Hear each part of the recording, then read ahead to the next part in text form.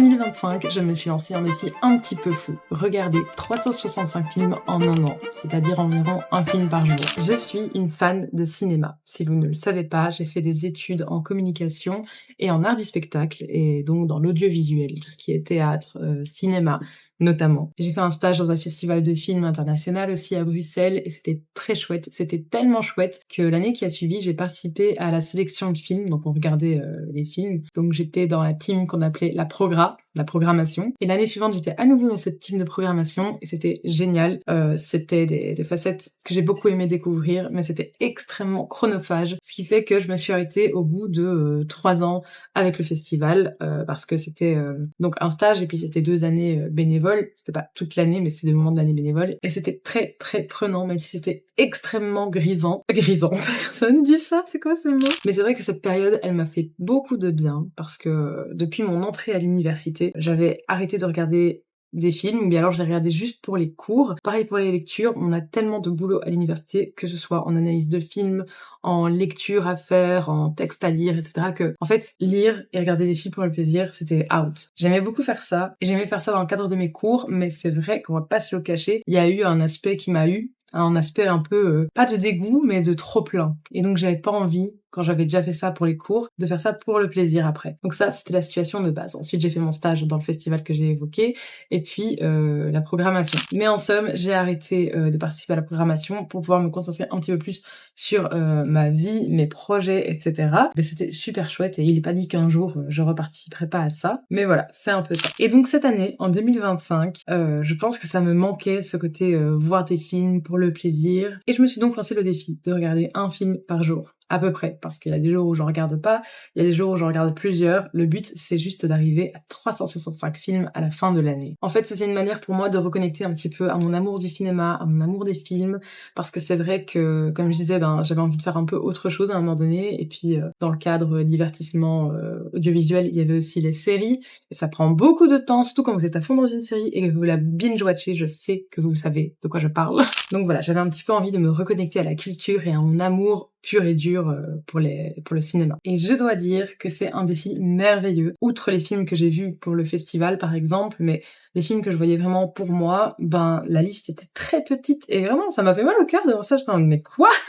Espèce de cinéphile en carton, qu'est-ce que tu fais? Bouge-toi! On sait que dans un an, il y a 52 films, et si j'étais à un film par semaine, c'était énorme. Donc je me suis dit, 2025, ça ne se passera pas comme ça. Et ça marche déjà, parce que bon, ne me grondez pas, je suis déjà en retard sur ma liste de films, donc là, je vais avoir des soirées prévues à me regarder des films, à ne rien faire d'autre. Mais ça marche quand même, puisque globalement, là, on est en début août, et j'ai déjà regardé 173 films. Ce qui est plus que mes 2 dernières années de films réunis, finalement. Donc c'est un très très bon défi. D'ailleurs, j'ai fait une liste sur Sens Critique. J'adore ce site. Donc c'est un site qui recense un peu toutes les œuvres culturelles, lecture, musique, séries, films, jeux vidéo, BD. Je crois que j'ai fait le tour.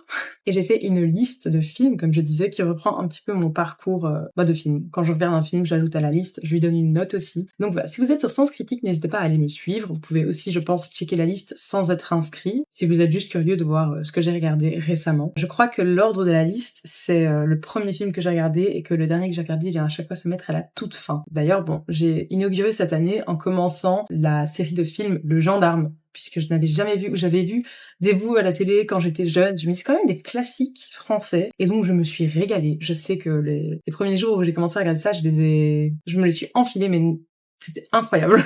J'ai beaucoup aimé ce petit mood. En plus, c'est janvier, c'est l'hiver, où j'étais dans ma petite chambre, dans mon petit cocon, petite bougie parfumée, petit film, petit snack, et à la chaîne. En plus, regarder une saga de films comme ça, c'est génial, parce que ça s'enchaîne hyper vite, on a envie de voir la suite tout de suite. Enfin, parfait. Parfait pour commencer. J'allais dire, ça m'encourage aussi à aller un peu plus au cinéma, mais franchement, là, ça fait longtemps que j'y pu aller.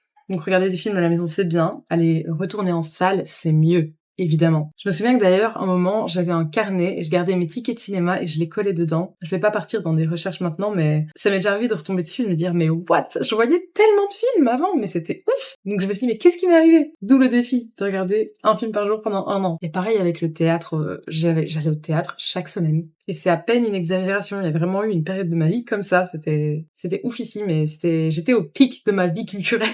Et j'ai envie que ça reprenne maintenant que j'ai un peu plus de temps, ou du moins que je le module vraiment un peu plus comme je veux. Donc voilà. Au début de ce défi, je me suis dit, je vais regarder que des longs métrages et pas des courts métrages. Et puis je me suis dit que c'était pas un point de vue qui était valable, parce qu'un court métrage est un film. Et c'est vrai que moi, quand j'ai commencé ce défi, j'avais vraiment juste des longs métrages en tête. Donc vraiment, tout ce que je regarde, c'est majoritairement des longs métrages, parce que j'aurais l'impression de trahir mon objectif, même si c'est pas le cas, hein, c'est pas vrai. Tout est valable. Je dis pas que les courts métrages sont moins valables.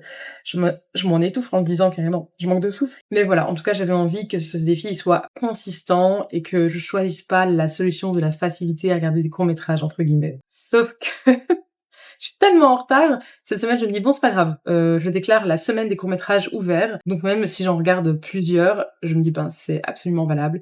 Et ça va me permettre de rattraper un petit peu mon retard. Ben, j'en ai regardé quelques-uns hier. J'en regarde quelques-uns aujourd'hui. Je trouve qu'en fait, les courts-métrages, c'est des espaces géniaux pour avoir des exercices créatifs de toutes sortes. Et je dis pas qu'un film, c'est pas un espace créatif. Ça n'aurait pas de sens de dire ça. Mais je veux dire qu'il y a des petites histoires qui sont plus modulables dans des courts-métrages auxquels on peut adhérer plus facilement et que c'est plus chouette à regarder sur une durée courte. Donc voilà. En tout cas, nous sommes au mois d'août. Je suis toujours dans ce défi à fond. J'ai hâte d'arriver à la fin et de voir un peu tout ce que j'ai pu regarder, toutes les œuvres que j'ai pu découvrir aussi, puisque parfois je regarde des films. Comme tout le monde, j'ai pas d'inspi et je scrolle sur Netflix, sur Disney+, sur Prime et je me dis mais qu'est-ce que j'ai envie de regarder? Je ne sais pas. Et le fait que je me dise t'as un défi à tenir, et ben parfois, je me dis pas le temps de tergiverser. Une œuvre qui m'intrigue un petit peu, et ben je clique dessus, je me dis c'est pas grave, je connais pas du tout, je découvre, ça m'ouvre un petit peu plus de portes et ça me pousse à être un peu plus curieuse quand même. Et peut-être qu'à la fin je ferai une petite vidéo récap en mode les films que j'ai préférés, les films que j'ai le moins aimés, où il y a toutes sortes de choses à dire et à faire je pense à partir de ça. Donc on verra bien. Est-ce que je vais tenir ce défi? Est-ce que je vais craquer? Je ne sais pas. Surtout que là, vous n'êtes pas sans savoir peut-être, si vous avez déjà vu certaines vidéos avant celle-ci, que je me suis lancée dans un défi de faire une vidéo par jour pendant 1 an. Et je crois que la première vidéo que j'ai tournée c'était le 28 juillet. Mais alors c'est la première qui est sortie le 26 juillet, je ne sais pas. Mais voilà, je voulais faire des daily vlogs à la base, sauf que pour l'instant c'est pas la meilleure configuration pour faire des daily vlogs, pour suivre ma journée, etc. Donc je fais des petits concepts et je me dis, bon c'est pas toujours sous forme de vlog, mais en tout cas une vidéo par jour pendant 1 an. C'est un autre défi que je me suis lancé. Et là je suis en train de me dire, mais plus on avance dans l'année, plus je me lance des défis sur base d'une durée de 1 an. Après celui-là, il faut arrêter, parce que sinon ça va pas le faire. Faut attendre que ces deux-là soient remplis d'abord, avant de passer au suivant. Je sais pas, peut-être que mon prochain défi, ce sera sur la lecture de livres, hein. On va vraiment renouer avec tout. Et ensuite les séries. Il y a pas de limite. En tout cas, merci d'avoir regardé jusqu'ici. Je vais aller me poser devant un petit court-métrage, là du coup. Et je vous dis à demain pour une nouvelle vidéo. Bye!